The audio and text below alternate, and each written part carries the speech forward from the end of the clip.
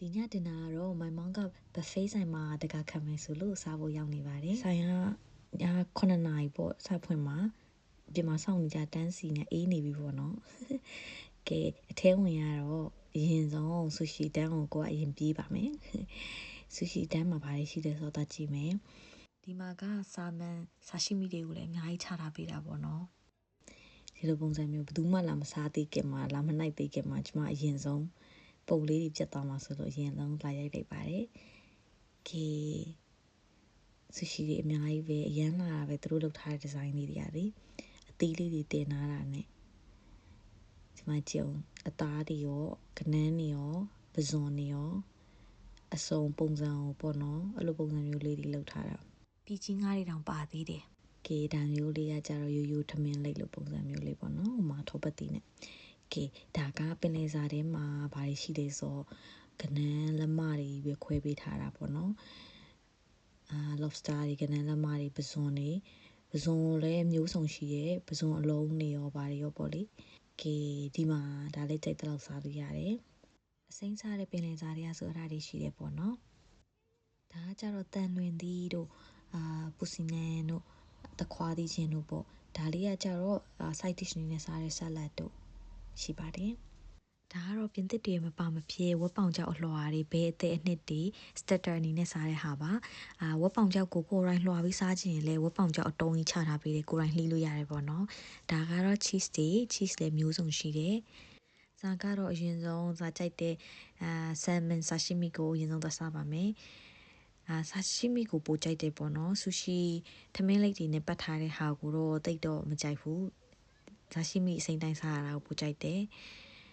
ကဲဒီဟာတွေကလေအပြင်မှာဆူရှီဆိုင်မှာတီးတန့်သွားပြီးစားမယ်ဆိုလို့ရှိရင်တော့မှတယောက်ကိုယူရို50လောက်ကတော့ကျတယ်ပေါ့နော်ပြီးတော့အဝစားလို့လည်းမရဘူးအဲ့ဒါကြောင့်မို့ဒီလိုမျိုး buffet ဆိုင်တွေမှာလာပြီးတော့တော်တော်များများအဝစားကြတယ်ပေါ့နော်အားကြောင့်ဒီဆိုင်လေးကတော်တော်နာမည်ကြီးပါတယ်ကဲဇပွဲကုန်ပြန်အောင်လို့ကြည့်လိုက်တဲ့အခါမှာကျမပူလေးကကျမကြိုက်တဲ့ဟာလေးတွေကိုယူထားပေးပါတယ်ဒါကတော့ဆူရှီကိုတော့ယူထားတာပါပန်းလေးတွေနဲ့တေချာပုံဖော်ထားတာလေးတွေအစုံယူလာတယ်မီနီဘာဂါလေးတောင်ယူလာသေးတယ်ကဲဒါတစ်ခေါက်စားမယ်ဒုတိယတစ်ခေါက်ကကျတော့ချက်ထားတဲ့ငါးတို့ဘာတို့စားမယ်ပေါ့နော်မခောက်ဆွဲကြော်တွေထမင်းကြော်တွေလည်းရှိတယ်အိမ်မှာကြတော့လေဆာမန်လိုမျိုးအယိုးသိမ့်မပါတဲ့ငါးတွေပဲချက်ဖြစ်တယ်ပေါ့နော်တခြားငါးတွေသိမ့်မစားဖြစ်လို့ဒီလို buffet ဆိုင်ရောက်တော့မှပဲစားဖြစ်တယ်ဒီမှာငါးတွေလည်းအဆုံရှိတယ်ဟိုဘက်မှာပီဇာတွေပေါ့နော်ပီဇာတွေကတော့တော်တော်အောင်ယူပြီးသွားပြီဒါကတော့ဟင်းနီချက်ထားတဲ့အတန်းပေါ့နော်ပဇွန်တွေချက်တွေဝက်တွေဘဲတွေဘဲကင်တွေလည်းရှိသေးတယ်ကဲဒီတစ်ခေါက်တော့ dim sum အတန်းကိုသွားကြည့်မယ်အရန်လာတာပဲလှုပ်ထားတာလေးကလေစားလို့လေတော်တော်ကောင်းတယ်ဒါပဇွန်လေးတွေထည့်ထားပြီးထုတ်နေပေါ့နော်ဒီလိုအချိုပွဲအချိုပေါင်းထားတဲ့ဟာတွေလည်းရှိတယ်အကုန်လုံးတော့လိုက်မဖွင့်ကြည့်တော့ဘူးပေါ့နော်နီးစက်ရလေးပဲလိုက်ကြည့်လိုက်တာတော်တော်လေးလှတယ်ကဲချစ်စရာလေးအာရှသူဆိုတော့လေထမင်းလေးကနည်းနည်းလေးတော့စားလိုက်ရမှာအပေါ်မှာလည်းအဲ့လိုပုံစံမျိုးအလှဆင်တာပေါ့နော်ဒါကဂျပန်နဲ့တရုတ်ရဲ့အဲ့လိုပုံစံမျိုးဆိုင်ပေါ့နော်အကျော်တွေလည်းအများကြီးရှိတယ်ကြိုက်တာယူလို့ရတယ်ကြက်ကျော်ပဇွန်ကျော်အာလူကျော်ကနန်းလမကျော်အများကြီးပဲပေါ့နော်ကဲဒါကကြတော့ပင်လယ်စာကိုချက်ထားတာလေခယူးဒီဂုံးတွေအဲ့ဒါတွေကိုပြင်သစ်စတိုင်ချက်ထားတဲ့နေရာပေါ့နော်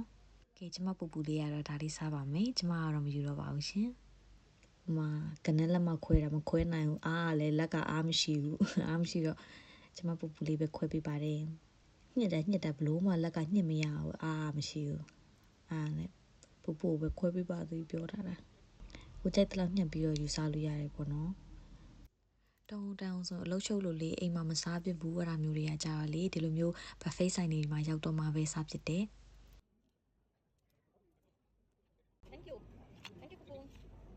ကဲအချိုပွဲတွေတော့ကြည့်မယ်အချိုပွဲကဒီလိုပိုင်နေလေအများကြီးရှိတယ်အမျိုးစုံပေါ့နော်ကဲဒီမှာကလေဒီကလေးတို့ဒိုနတ်တို့ချောကလက်ဘာညာအကုန်ရှိရပေါ့နော်ကဲပူတင်းခွက်လေးတွေပေါ့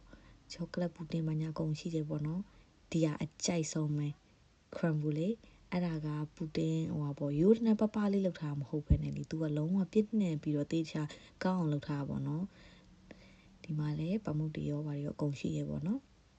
ကဲဒါလေးတွေကဂျယ်လီတွေဘာတွေလိုမျိုးအချိုးပွဲပေါ့နော်ကဲဒါလေးတွေကကိတ်အသေးလေးတွေလည်းရှိတယ် မက်ကာဟွန်လည်းရှိတယ်ပြီးတော့အသီးတန်းအောင်သွားမယ်အသီးတွေကနည်းနည်းသီးတခွားမွေး strawberry ဆိုလည်းအကြီးပဲဒါကတရက်သီးကီဝီသီးအကုန်ရှိရပေါ့နော်ငကမောက်သီးလည်းရှိတယ်ဒါကတဲသီးလည်းရှိတယ်ဒါကကြအသီးတွေကိုအချိုရည်စိန်ထားတဲ့အမျိုးအစားပေါ့နော်အဲ့ဒါတွေလည်းရှိတယ်အခုပြထားတဲ့လောက်နဲ့တင်ဟိုမှာ buffet ကတော်တော်လေးကိုတန်နေပြီ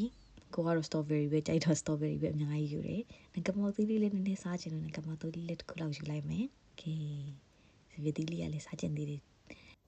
မုတ်တွေထဲတဲ့ပကံတွေဆိုလို့ရှိရင်လည်းတက်တန့်ရှင်းရှင်းလေးနဲ့နွေးနေအောင်လို့ပို့တက်ထားတာပေါ့နော်ရေခဲမုတ်ကိုကြတော့ဒီလိုဆက်တေးကနေပြီးတော့ကိုယ်တိုင်ညှဲ့ပြီးတော့ယူလို့လည်းရတယ်အစင်သင့်ခတ်ပြီးတော့ယူလို့ရတဲ့ရေခဲမုတ်လည်းရှိတယ်ဘေးကတော့ဒါ cream ဆက်ပေါ့နော် cream တွေလည်းကိုယ့်အောင်ယူလို့ရတယ်ဒါက jelly တွေအချိုမုတ်တွေအများကြီးပေါ့နော်ကဲအဲ့လိုပုံစံမျိုးနဲ့သွားပြီးတော့ယူလို့ရတယ်ပေါ့နော်ကဲဒါတွေကကြတော့အစိမ့်တန်းနေပေါ့နော်တီးရွက်တွေအကုန်ရှိတယ်အသားငါပြီးပင်လေစာအစုံအစိမ့်တွေအမဒါအသားအစိမ့်တွေပေါ့နော်ဒီလိုအသားအစိမ့်တွေကိုကြိုက်တာယူပြီးတော့သူတို့ကိုချက်ခိုင်းလို့ရတယ်ပေါ့နော်ကိုကြော်တာပဲဖြစ်ဖြစ်အသားကင်တာပဲဖြစ်ဖြစ်အဲ့ဒါမျိုးကိုကြိုက်တာယူပြီးတော့ဒီမှာကြော်ပေးပါကင်ပေးပါခောက်ဆွဲဆိုရင်လည်းခောက်ဆွဲကြော်ပေးပါညာလုပ်လိုက်လို့ရှိရင်သူတို့လုပ်ပေးတယ်ပေါ့နော်ဒါကသူတို့ချခင်လာတဲ့စားစာတွေကိုမစားဘဲနဲ့ကိုယ့်အတကိုစိတ်ကြိုက် custom လုပ်ပြီးတော့စားတဲ့ပုံစံမျိုးပေါ့နော်ကဲဒီလိုပုံစံမျိုးလေးနဲ့သူတို့ကြော်ပေးတယ်ကင်ပေးတယ်ပေါ့နော်ပြီးရင်ကော်ပကန်လေးနဲ့စောင့်နေအောင်မယ်ကဲဒီမှာဆိုလဲခောက်ဆွဲပြုတ်ပြီးတော့သူကဘေးရဟာနေနဲ့လှုပ်ပေးတာပေါ့နော်ကဲသူ့ရဲ့ပုံစံကဒီလိုလေးသင်းမောကြီးထဲမှာစားရတယ်လို့မျိုးလေးသင်းမောပုံစံမျိုးဒီဇိုင်းလုပ်ထားတာ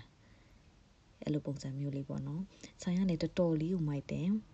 ပေါ်မှာကျတော့ Japan style ငါးလေးတွေကိုအဲ့လိုမျိုးတွဲလောင်းချိုက်ထားတဲ့ပုံစံမျိုးပေါ့ Japan anime ပုံစံလေးလည်းအများကြီးရှိတယ်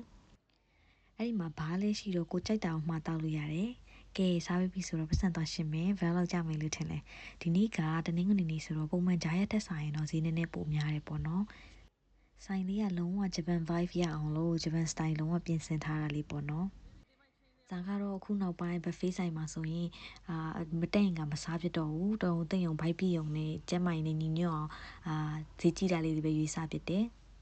private ဆန်အခန်းကန်ပြီးတော့စားလို့ရတဲ့နေရာမျိုးတွေလည်းရှိတယ်မွေးနေ့ပွဲတို့ဘာလို့မှဆိုရင်တီးတန့်ဂျမန်အခန်းလေးနဲ့ကန်ပြီးစားလို့ရတယ်တယောက်ကိုအေးတောက်တာဘာညာအပါဝင်နဲ့ဟိုမှာ28ယူရိုကြော်ပဲကြားရတယ်ဆိုတော့အရန်တန်တယ်လို့ခန်းစားရပါတယ်သူတို့ချပေးထားတဲ့စားစာတွေအများကြီးနေဟုတ်ပေါ့နော်ကဲဒီလောက်ပါပဲအဆုံးထိကြည့်ရှုပေးတာကျေးဇူးတင်ပါတယ်တတ်တာ